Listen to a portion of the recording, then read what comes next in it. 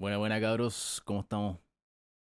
Oigan, antes que sigamos avanzando con respecto a los instrumentos y efectos de Ableton Live, quiero mencionarle algo súper importante con respecto al sonido y que nos va a servir para, en realidad, de aquí en adelante, hasta que terminemos de hacer música en nuestras vidas. Y esto es que el sonido puede ser interpretado tanto como una forma de onda o como frecuencia. Y eso es lo que vamos a ver en este video. Así que pónganle manito arriba si les gusta este video y suscríbanse a mi canal para más contenido como este. Así que ya, pues empecemos, pues, cabrón. Como les decía, todo sonido posee una forma de onda y frecuencias. Es la misma información interpretada de maneras distintas. Entonces acá tenemos un visualizador de clips dentro de Ableton Live y acá podemos ver la forma de onda de una batería al parecer, porque tiene como un ritmo bien cuadrado, como uno 2 3 4. Y acá tenemos los hats al parecer. Y acá tenemos un espectrograma, que es el instrumento que se utiliza para ver las frecuencias. Y dentro de Anatol Live tenemos un plugin que se llama EQ8. Entonces acá vamos a Ableton. Acá tengo el clip de audio.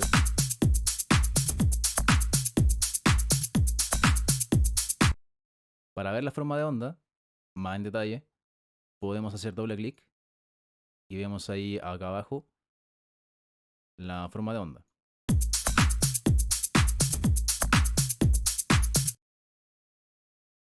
Y si vemos la frecuencia, vemos que es dinámica, no es como una cosa estática. Entonces la frecuencia que vemos acá es como una especie de captura de pantalla de cierto instante de nuestro clip de audio. Por ejemplo, cada vez que toca el bombo, nos damos cuenta que acá en la parte de los bajos hay más información. Como que saltan estas montañas.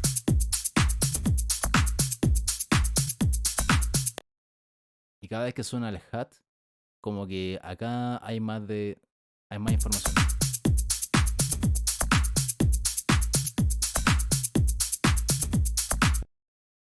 Entonces, como les decía, para ver la forma de onda, podemos usar dos instrumentos en realidad. Podemos usar un osciloscopio o el visualizador de clips de audio dentro de Ableton Live.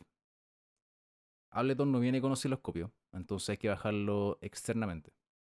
Hay que bajar plugins externamente para ver la forma de onda dentro de un osciloscopio. Este es gratuito.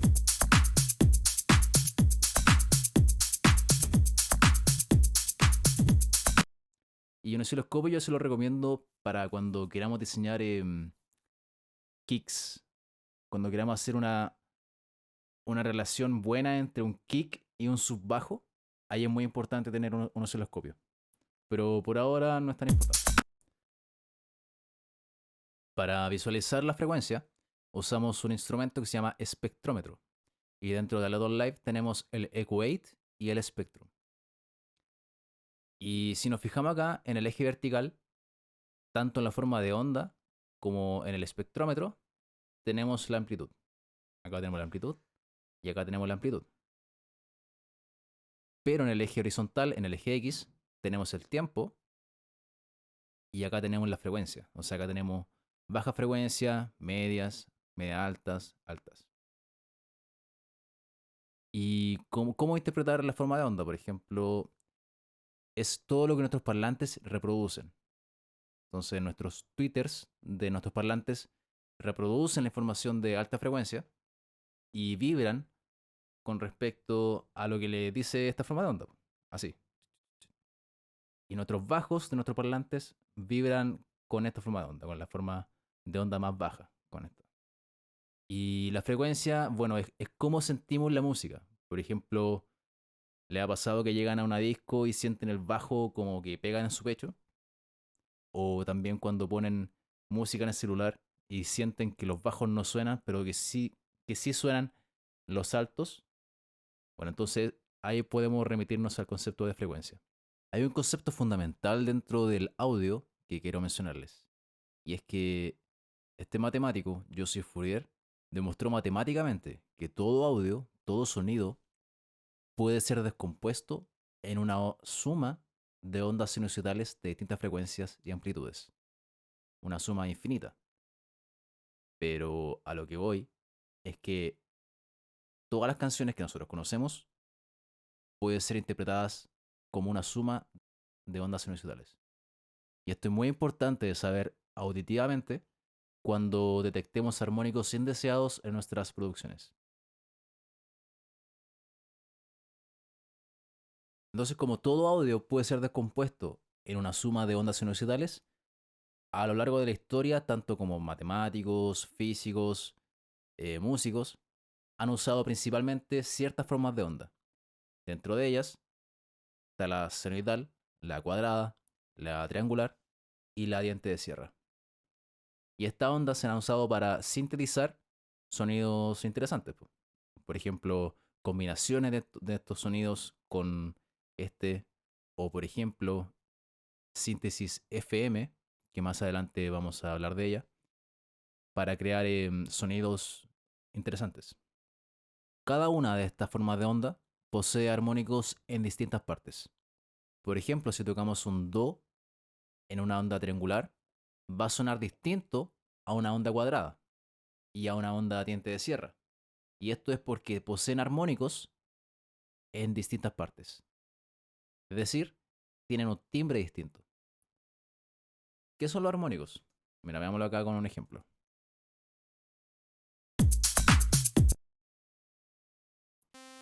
Acá yo tengo una onda diente de sierra. Acá yo estoy tocando un do. Ahí está mi do. Pero, ¿qué son estos picks? Ese picks, ¿qué es ese pick? Y ese.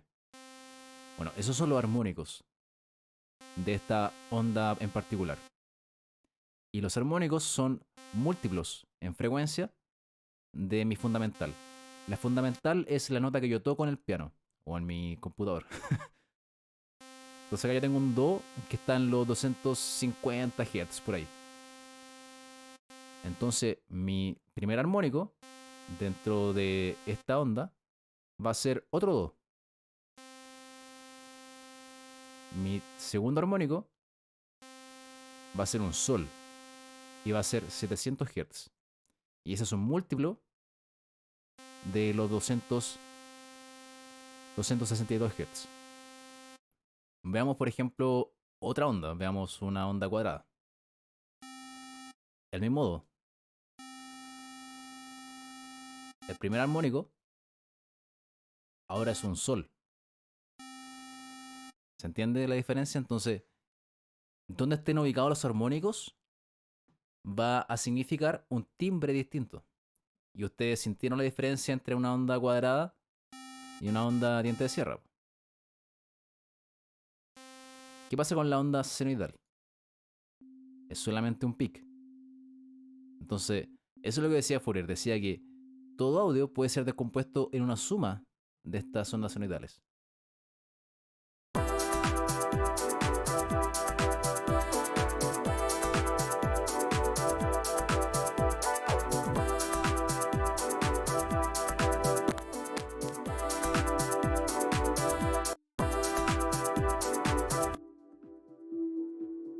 Acá tengo un clip de una canción y estoy aislando ciertas frecuencias.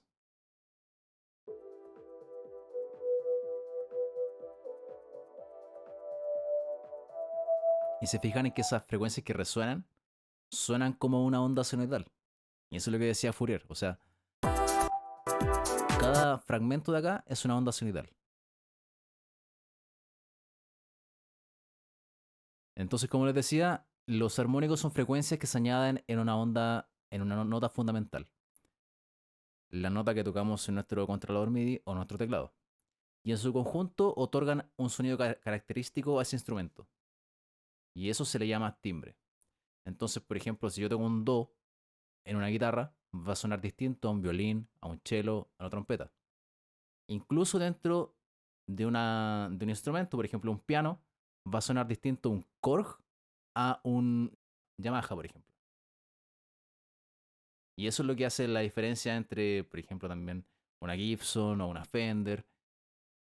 Todos tienen un timbre distinto.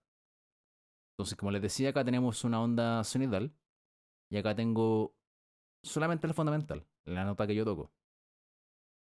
Tenemos un Do. Pero ¿qué pasa si yo toco más de una nota en mi teclado?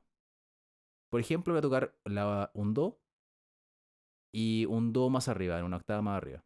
Entonces acá tengo la forma de onda, que se distorsiona un poco, y tengo ahí los dos picks. Si tocamos tres octavas, entonces acá tenemos tres picks, y ahí tenemos la forma de onda. ¿Qué pasa con la onda diente de sierra? Solamente con un Do les mostré que tenía distintos picks, o sea, tiene armónicos. ¿Qué pasa si tocamos más de una nota con dientes de sierra? Ahí tenemos dos octavas, un Do 2 y un Do 3. Y acá se ve la forma de onda. Y esto se ve en el espectro. Se ve que son muchos picks. ¿Qué pasa si tocamos tres octavas? Un Do 2, un Do 3 y un Do 4.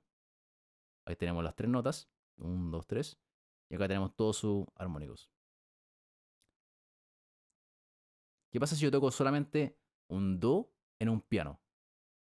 Cáchense la cantidad de información que tiene. Cáchense la cantidad de armónicos que tiene ese Do. Ese simple Do. Y miren la forma de onda. Comparen esta forma de onda con esta forma de onda. Es mucho más compleja. Y eso es lo que hace el timbre. Qué tan complejo, qué tantos elementos armónicos tiene con respecto a la fundamental ese instrumento o sonido. Esto lo de acá abajo lo voy a mencionar más adelante, que se llama rumble. Rumble. Y son frecuencias indeseadas en nuestro audio. Entonces acá, ¿qué vemos acá? Esto es un espectrograma de una canción.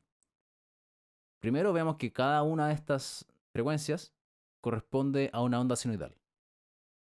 Y también podemos ver que podemos separar en distintas zonas de nuestro interés este espectrograma. Por ejemplo, acá tenemos los subbajos, tenemos los bajos, tenemos los medios y los altos. Entonces, viendo esto, hay un efecto de audio muy importante que son los filtros. Entonces, entre los filtros tenemos muchos, pero los que le queremos mencionar ahora son solamente estos: pasabajos, pasaltos, pasabanda y este que se llama filtro comp. Con este parámetro se llama resonancia y podemos como acentuar la frecuencia de corte de este filtro. Porque a todo esto los filtros cortan con respecto a una frecuencia de corte.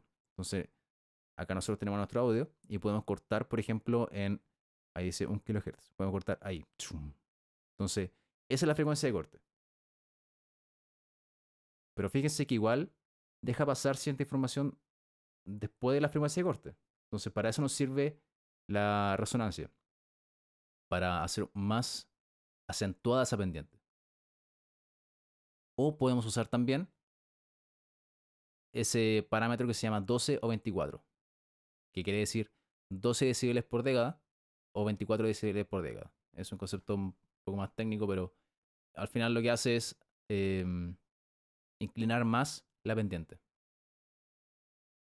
Y a todo esto, mientras más suave sea la pendiente, más natural va a sonar. En cambio, si hacemos como una cuestión... Veamos acá.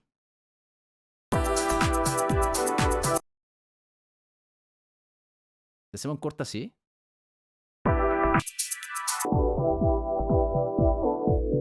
va a sonar menos natural a que si lo hacemos más suave.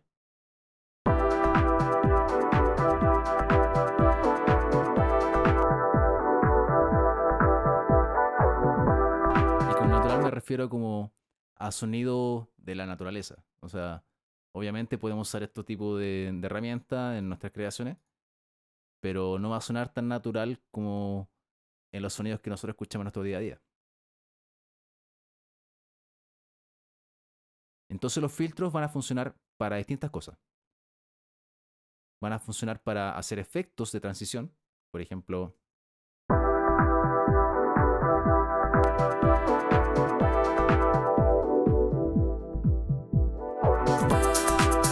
o por ejemplo,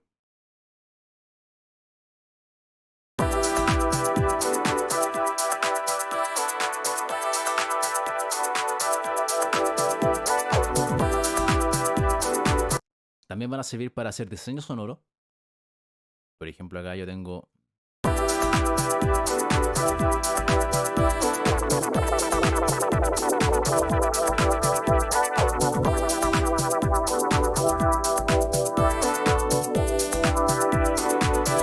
estoy dándole una característica especial a mi pad.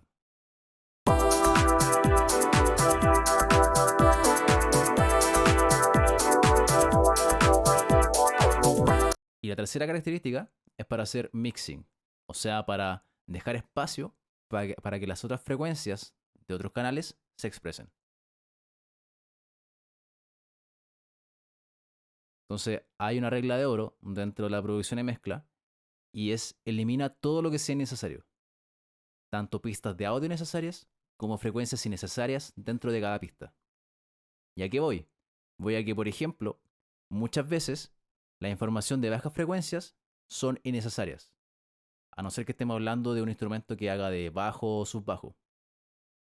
Y también cuando grabamos con nuestro micrófono condensador o dinámico, muchas veces se acoplan frecuencias indeseadas.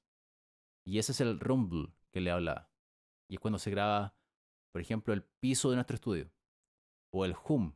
Es una interferencia electrónica por cuando conectamos a la corriente, por ejemplo, el amplificador, y se acopla una onda senoidal de 50 Hz. Y más encima de esa onda senoidal tiene armónicos. Entonces, para eliminarla, se prefiere usar un filtro tipo comb, que elimina los armónicos, tanto la fundamental como los armónicos.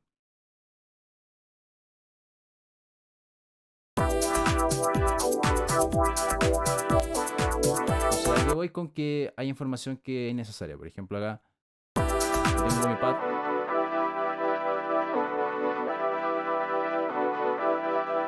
Bueno, ¿y qué es información? Es información de sus bajos. Y en realidad como que yo no la siento en mi audífono y no sirve de nada. Como que recién empieza a pasar algo con este sonido. Entonces, en el proceso de mezcla, lo que vamos a hacer es eliminar esas frecuencias bajas. Porque piénselo, si sumamos esas frecuencias bajas con las frecuencias bajas de otros instrumentos, y si tenemos, por ejemplo, 20 instrumentos sonando en paralelo, la mezcla final va a sonar algo súper horrible. O sea, va a haber mucha información innecesaria y eso va a tomar espacio de otras frecuencias. Entonces, es como regla de oro eliminar esa onda, esa frecuencia innecesaria. Y frecuencias necesarias tanto para frecuencias bajas como para frecuencias altas. Un filtro pasabajos puede usarse tanto para dar carácter al sonido como para alejarlo también de la mezcla. Eso también tiene sentido cuando queramos hacer un sonido más 3D. Cuando, por ejemplo, queramos que, por ejemplo, un piano esté presente, pero nuestra guitarra eléctrica esté más atrás en la mezcla. Entonces, para hacer ese alejamiento, para que se sienta más lejos ese sonido, podemos usar un filtro pasabajos. Y en combinación con un reverb, delays, disminución del volumen de la pista, etc. Así que eso, pues, cabros. Espero les haya gustado este video y nos vemos en el próximo. Así que estén atentos a este canal. Un abrazo. Chau, chau.